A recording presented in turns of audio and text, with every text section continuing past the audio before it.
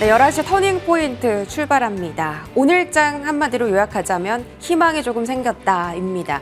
지난밤에 졸지 구인 보고서를 보니까 이 구인 건수가 예상보다 더 많이 줄어들었다라는 평가를 받으면서 금리 인하에 대한 기대감에 한 발짝 더 다가간 미국 증시였고요. 국내 증시도 그 영향을 좀 고스란히 받아갑니다. 금리 인하 영향 기대감에 따라서 오늘 성장주단의 강세 흐름 포착되고 오랜만에 반도체와 2차 전지가 동반 강세 흐름을 보이고 있습니다. 코스피는 다시 한번 2,700포인트 돌파 목전까지 왔고요. 코스닥은 849포인트 지나갑니다. 수급적인 부분도 체크해 보겠습니다.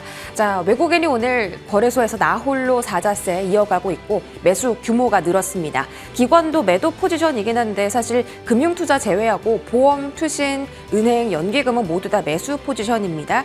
금융투자도 매도 규모를 좀 줄여가면서 기관도 422억 원까지 현재 매도 규모가 많이 줄었고요. 코스닥 수급도 보겠습니다.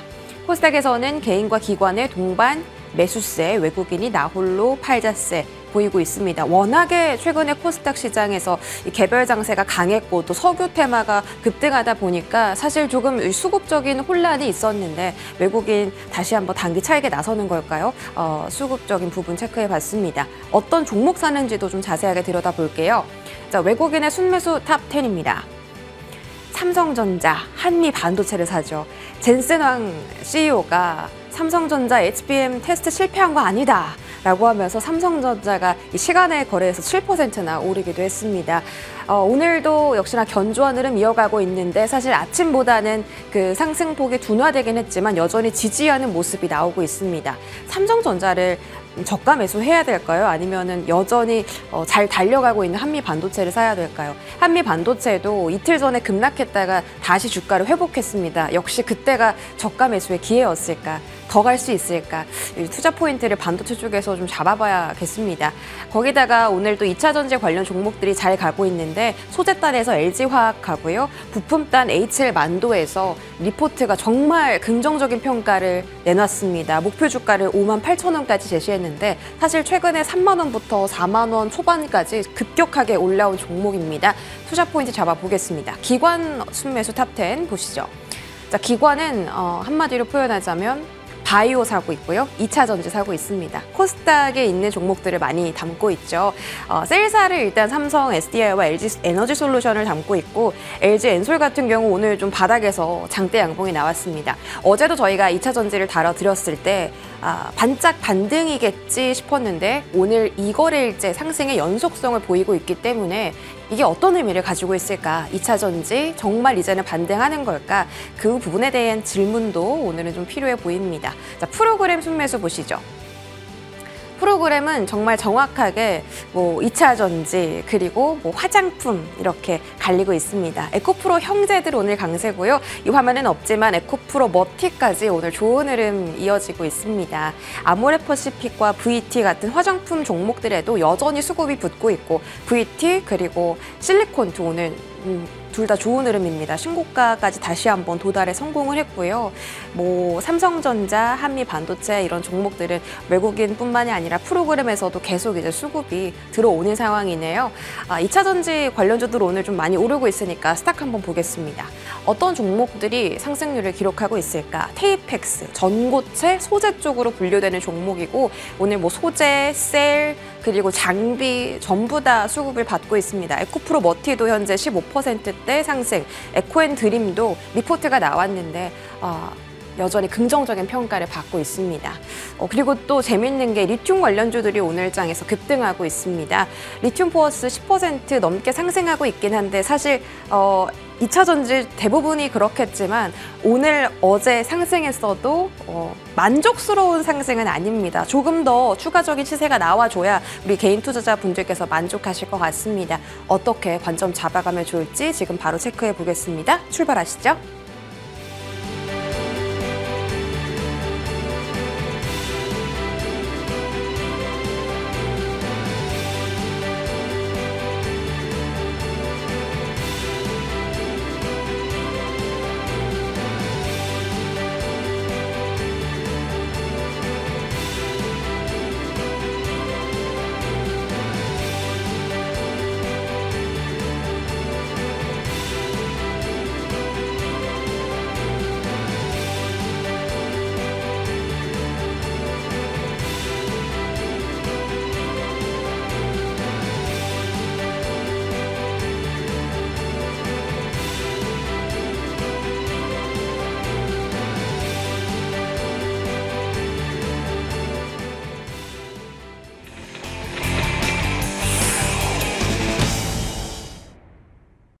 네, 탑10 출발합니다. 오늘은 이스토리 정태근 이사 모셨습니다. 어서 오세요. 네, 반갑습니다.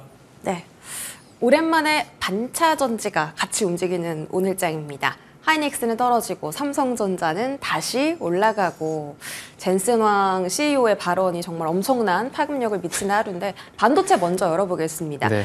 일단 간밤에 엔비디아가 상승을 했죠.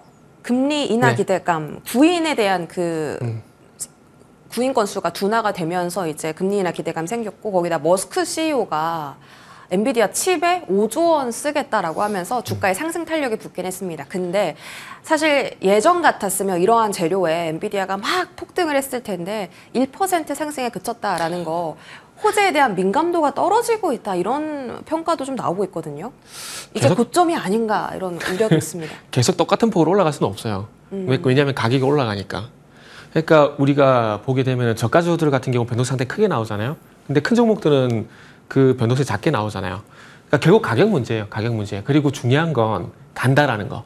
간다라는 게 중요한 것이 물론 1%가 아니라 뭐 5%, 6% 수익나면 더 좋겠죠. 더 좋은데 서두에 말씀드렸듯이 엔비디아는 가격이 이미 좀 많이 오른 상황들이기 때문에 그리고 이제 10일인가요? 액면분을 하고 나게 되면은 또 몸집이 좀 가벼워지기 때문에 그때 가서는 뭐 말씀하신 그런 상승이 나올 가능성이 있기 때문에 지금은 예전보다 몸집이 좀 커져서 그런 현상들이 나온다고 생각하시면 될 것 같아요. 상승폭은 둔화됐어도 여전히 우상향은 그려갈 거다 그렇죠? 이런 표현이신 거고 반도체도 그럼 국내 증시도 좋겠네요. 삼성전자 HBM 콜 테스트 실패 루머 때문에 그렇게 몸살을 앓았는데 젠슨항 CEO가 나서서 아니다 콜 테스트 하고 있고 뭐 증권가에서도 3분기에 그 HBM3 납품 계약할 거다 이런 얘기 나오거든요. 왜 웃으시죠? 삼성전자가 그럼 결국은 그 엔비디아의 그 공급 파일을 가져간다면 두 종목의 수급이 좀 나뉠까요? 못 가져가요? 못 가져가요. 지금 단적으로 삼성전자는 HBM3하고 3E 때문에 애먹고 있는 거잖아요. 근데 SK하이닉스는 이미 TSMC하고 HBM4를 현재 개발을 하고 있어요. 그러니까 삼성전자도 개발은 하고 있잖아요. 개발을 하고 있는데 안 쓰잖아요. 하이닉스는 공급을 하는데. 공급을 한다는 게 중요한 거잖아요. 일단 공급 자체에서 삼성전자가 뒤처지고 있다는 말씀이신 거죠. 그리고 중요한 건 잘 보세요. 엔비디아 젠슨황이 있지만 이게 구멍가게도 아니고 젠슨황이 된다고 되는 게 아니에요. 왜냐하면 보세요. 엔비디아는 AI 가속기를 만든 회사가 아니에요. 그림을 그리는 회사, 도면 만드는 회사예요. 그러면 도면을 받아가지고 누가 만드느냐? TSMC가 만들거든요. 최종적으로 조립을 하거든요. 그러면 그 테스트를 누가 하냐면은 젠슨황이 하는 게 아니라 TSMC가 하는 겁니다. 정말 까다롭게 할 거예요. 왜? TSMC와 삼성전자는 우호적일까요? 비호적일까요? 관계가? 비호적이거든요. 경쟁자거든요. 그렇기 때문에 까다롭게 할 수밖에 없습니다.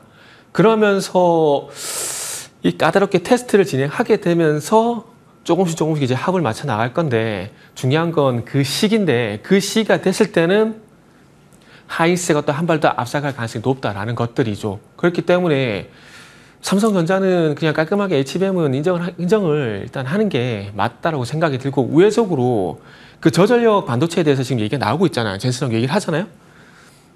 그쪽으로 차라리 우회적으로 공략을 하는 게 제가 봤을 때는 어찌 보면 조금 더 삼성전자의 위상을 좀 높여 그러니까 HBM 포기하라는 것이 아니라 선단 공정 쪽에서는 선단 공정이 좀 시간이 걸리니까 아랫단부터 이제 공략을 천천히 좀 해 나가는 게 좋지 않아요. 일단 공급을 해야 되잖아요. 네, 이사님 말씀이시라면 사실 하이닉스가 오르고 삼성전자가 반응을 하면 안 되는데 주가는 다르게 흘러가고 있잖아요. 일단 이 얘기 나왔잖아요. 네. 일단은 젠슨항이 테스트 실패한 적 없다라는 립 서비스 여기에 반응하는 거죠. 그냥 립 서비스다? 실체가 없다? 이건 립 서비스죠. 실패한 적 없어. 증권가에서는 또 HBM3E를 납품 3분기까지 계약을 할 수 있다라고 그거는 했거든요. 돼야 하는 거라니까요. 그거는 추측성 기사잖아요. 왜 이렇게 공격적이시죠 오늘 저한테? 아 그런가요? 네, 조금 차분하게 해주시면 안 될까요? 네? 네. 우리 삼성전자 주주분들이 보고 계신데. 아니 그거는 호환성하고 수율 검사가 맞아야 들어가는 거지. 우리 거 써줘 이랄 거 써줄 수 있는 건 아니잖아요.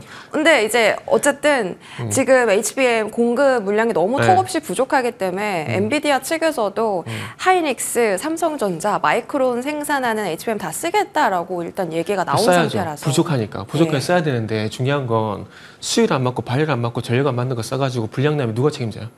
그러니까 그걸 테스트 중인 거잖아요. 그러니까 테스트 중인데 통과가 안 된 거잖아요. 근데 그 테스트를 누가 한다고요? TSMC 간다고요. 엔비디아가 가는 게 아니라. TSMC랑 삼성전자 사이가 안 좋아서 그럼 뭐 테스트 통과를 못 시킬 거다? 그게 늦춰지겠죠. 최대한 늦어지겠죠. 뭐 하이닉스 쪽으로 이렇게 편을 들어주겠다? 이렇게 뒤집고 저렇게 뒤집고 하면서 계속 늦어지겠죠.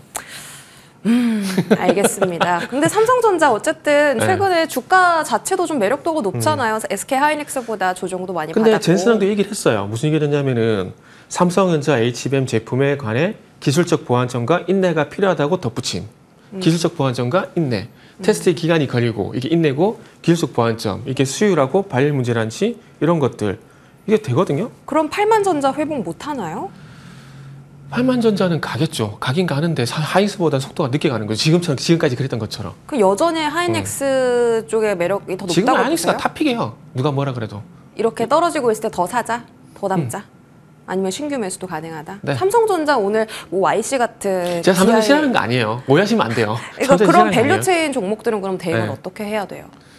만약에 그러니까, 이사님 말씀대로 삼성전자가 TSMC 때문에 이 수율 싸움에 밀리고 테스트 통과 늦어지고 하면 밸류체인 종목들도 같이 떨어질 그러면 거 지금 아니에요? 최근에 그 얘기 나왔잖아요. AMD가 3나노에서 GA 공정한다는 얘기가 나왔잖아요. 네. 그러면서 제가 볼 땐 차라리 AMD 3나노 공정, 삼성 파운드리 가는 종목들이 일단은 뭐 HM 종목들이 안 좋다는 것이 아니고요. 질문에 대한 대답을 해보자면은 지금 상황에서는 지금과 같은 시장 상황에서는 차라리 그쪽이 더 낫지 않을까라는 생각이 드는 거죠. 그러면은 뭐 가온칩스라든지 FST라든지 솔분이라든지 동지세미캠 이쪽으로 외적으로 방법을 찾아보는 것도 맞다라고 봐요.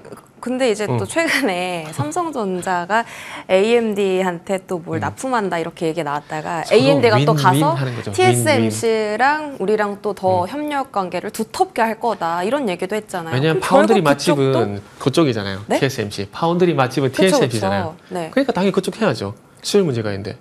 아, 그 삼성 있잖아요.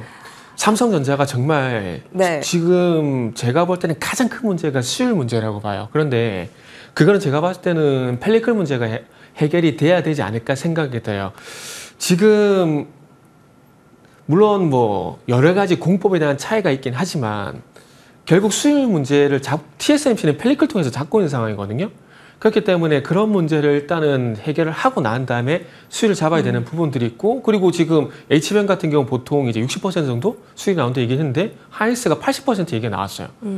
그러면은 단적으로 물량이 부족한 건 사실이지만 수율 높은 쪽을 이미 납품을 하고 있고 수율 높은 쪽을 선택하지 않을까요? 차라리 지금이었던 공급 부족 상태가 엔비디아 쪽 같은 경우는 도리어 기분 좋은 일일 것 같아요. 계속 갑 위치에 있을 수 있는 거잖아요. 물론 뭐 마이크론, 삼성전자 지금 마이크론도 지금 점유율 30%까지 높이겠다 얘기를 하고 있거든요. 근데 솔직히 말씀해서 마이크론 같은 경우는 미국 정부 힘이 미국 정부라는 든든한 백이 있기 때문에 일단은 밴드에 들어간 거지, 제가 봤을 때는 아직까지 대량 생산 안 된다고 봐요. 그러다 보니까 아시잖아요. 한미 반도체 장비를 그래서 들여와가지고 수율 높여서 이제 콜테스트 통과된 거잖아요. 네. 알겠습니다. 이사님의 날카로운 답변 잘 들었고, 그러면 일단 뭐 여전히 탑픽은 하이닉스다. 삼성전자는 좀 가긴 가도 느리게는 간다라고 답변을 그죠? 해주신 네. 거고, 밸류체인 종목들은 일단 지금은 대기. 밸류체인은 그 이전에도 네. 그러니까 3월달 이전에도 잘 갔어요. 예. 잘 갔는데 삼성전자보다는 제가 볼 땐 시장 영향이 더 크다라고 봐요. 그래서 지금 상황에 대안을 찾자라면은 차라리 AMD 쪽에 연관된 종목을 보는 게 맞는 거고, 시장이 파운드리 돌아오게 된다라면은 자연스럽게 HBM 관련돼 가지고 하이닉스만 가는 게 아니라 삼성전자 갈 거예요. 그때까지만 기다리시면 됩니다. 언제쯤이요? 기간은요? 글쎄요. 그거를 콕 집어서 제가 저도 말씀드리고 싶어요. 말씀드리고 싶은데 그거는 저도 지켜보고 말씀드려야 될 것 네, 같아요. 우리 주주분들께서 조금 답답하실 것 같아요. 또 유튜브 채팅창에 둘이 싸운다 그럴 것 같아요. 아직 확인 안 해봐서. 자, 오늘 또 CXL도 잘 네. 갑니다. CXL이 왜 잘 가냐면 또 하이닉스랑 삼성전자가 HBM 다음으로 경쟁을 그쵸? 할 네. 게 CXL이고, 최근에 그 CXL 스타트업이 있거든요. 거기서 네네. 600억 원 정도 투자 유치를 받아서 CXL에 대한 긍정 평가가 또 KB증권 쪽에서 나오기도 네네. 했습니다. 오늘 네오셈도 강하고, 이런 테마는 좀 투자 포인트 어떻게 보세요? 그쪽도 봐야죠. 왜냐하면 다른 거 다 제쳐두고 중요한 건 결국 상용화거든요. 네. 그러니까 지금 아시겠지만 작년 11월 달부터 반도체 쪽 같은 경우에 HBM, 온디바이스 AI, 그리고 지금 말씀하신 CXL, 온센서 AI, 뉴로미 반도체 이게 계속 나오고 있잖아요. 그러니까 시장 좋을 때는 계속해서 이제 연끌해가지고 모든 거 다 끄집어내요. 다 끄집어내는데 앞으로는 중요한 건 뭐냐면 지금 방금 말씀드린 이런 새로운 반도체의 어떤 카테고리 안에서 상용화되고 있는 게 HBM밖에 물론 온 디바이스 포함시켜가지고 HBM밖에 없거든요. 그러면 다음 가장 가까운 상용화 예상이 되는 게 CXL입니다. 그렇기 때문에 제가 봤을 때는 당연히 반응이 나올 수밖에 없다고 봐지고 그리고 삼성전자는 HBM에서 2등한테 일단 졌기 때문에 CXL을 어쨌든 가져와야 돼요. 가져와야죠. 그죠? 무조건 가져와야 돼요. 그래서 동네 바보에서 탈출할 수 있어요. 동네 바보 발언을 좀 취소해 주시죠. 싫은데요? 네. 그러면은 CXL 테마에서 네. 이제 가장 대장 종목으로 보는 종목은 있으실까요? 지금 현재는 네오셈하고 네오셈하고 엑시콘, 콘하고 에이펙트. 에이펙트도 어제 주가도 되게 네. 좋았습니다. 근데 어제는 그 M&A 이슈 때문에 오른 것 때문에 오른 거고 그 저전력 CXL 관련돼 가지고 지금 여러 가지 뭐 종목들이 많이 그 HBM은 콕 집어서 오르는 거 솔직히 없어요. 지금 엑시콘하고 뭐 이런 내선 같은 것도 결국 이제 검사 장비 이런 쪽으로 테스트 장비 이쪽으로 이렇게 얘기가 나온 거거든요.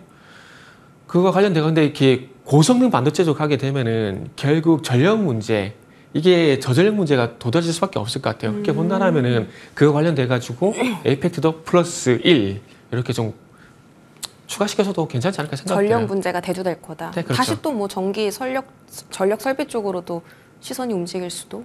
그 전략까지는 아니고요. 거기까지는 아니다. 그 전략까지는 아니고요. 알겠습니다. 2차 전지로 넘어가 볼게요. 네. 오늘 진짜 정말 핫하고요. 배터리 셀사 플러스 장비, 소재, 부품 종목들 많이 올라옵니다. 이게 금리 인하 기대감 때문에 사실 이 성장주가 주목을 받는 거라고 하는데 어디까지 계속 이렇게 반등할 수 있을 거라고 보세요? 저는 아직까지 그러니까 결론부터 말씀을 드리면 2차 전지는 제가 이 시간을 통해서도 많이 말씀드렸지만 나쁘지 않다라는 관점에서 보고 이제는 더 이상 뭐 추가하락이 제한되겠지 그 정도 관점에서 보는 게 맞다라고 생각이 들어요. 어저께 오해 정점에서도 말씀드렸던 부분인데 2차 전지 같은 경우는 공급과 수요적인 측면에서 봤을 때 수요적인 측면은 아직 얘기할 게 없어요. 얘기할 게 없고 공급적인 측면에서 봤을 때 잘 보세요. 아마 지금 2월달, 3월달 같은 경우 2차 전지 얘기할 때 많은 전문가분들이 중개 탄산리튬 가격 여기 좀 바닥 잡아가고 있다는 얘기하게 되면서 2차 전지 그렇게 많이 뛰었거든요. 근데 이거는 수요적인 문제가 아니에요. 공급적인 이슈입니다. 가격이 더 이상 하락하지 않는다는 거죠. 근데 그 이전에 아시겠지만 양극 기업들이 4분기 때 재고평가서를 다 반영을 시켰어요. 그렇기 때문에 더 이상 나빠질 게 없다라는 거죠. 그래서 그런 관점에서 이제 바라봐야 되는 부분들이 있고 그리고 이제 그럼 원자재에서 다음 단계인 양극재 쪽으로 넘어올게요. 양극재 같은 경우 저도 지금 계속해서 체크를 하고 있는 게 뭐냐면 양극재 수출 단가. 지금 킬로그램당 28달러. 여기서 지금 바닥을 잡느냐 그게 문제거든요. 그리고 양극재가 일단 어쨌든 재고평가서를 반영하긴 했지만 적자가 나섰잖아요. 근데 그 이후에 영향을 받는 곳이 배터리 셀 3사입니다. 그러면 그쪽이 아무래도 2분기까지는 실적 영향을 저는 받을 수밖에 없다라고 봐요. 그러면 어쨌든 뭐 가까운 미래긴 하지만은 그런 것들이 순차적으로 확인이 될 거고 그러면서 중간중간 계속 흔들릴 거거든요.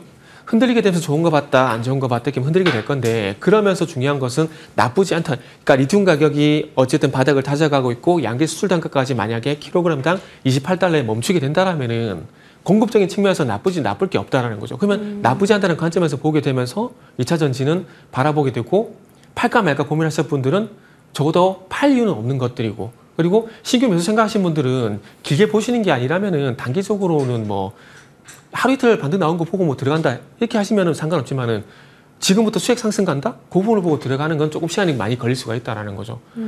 그 얘기하면 또 이제 채팅창에 무슨 사람 얘기야, 말란 얘기야 얘기인데 보유자분들은 적어도 팔 이유가 없다는 것들이고 신규 매수 생각하시는 분들은 단기적으로 길적 반등 대응하는 건 괜찮지만은 추세적인 상승을 보는 건 무리가 있다라는 말씀을 드리고 싶은 겁니다. 아, 추세적인 상승은 무리가 있고 그냥 바닥에서 조금 올라오는 네네. 그러면 저점이 계속 높아질까요? 아니면 계속 이 상태로 조정이 나올까요?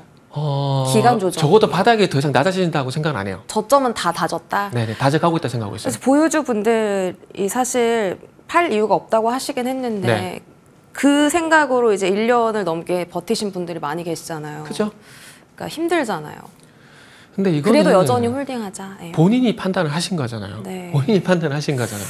그거는 그 정도 얘기를 말씀드리면 약간 책장 걱정되긴 하는데 어쨌든 본인이 판단하셨고 지금까지 와온 상황이잖아요. 그러면 작년 같은 경우 제가 이 방송 나와서도 하반기 때 계속 나쁘다 말씀드렸거든요. 나쁘다 말씀드렸고 올해 들어와서 나쁘지 않다라고 말씀드렸습니다. 그러면 나쁘지 않다라는 관점이라면은 제가 생각하고 있는 세 가지 악재.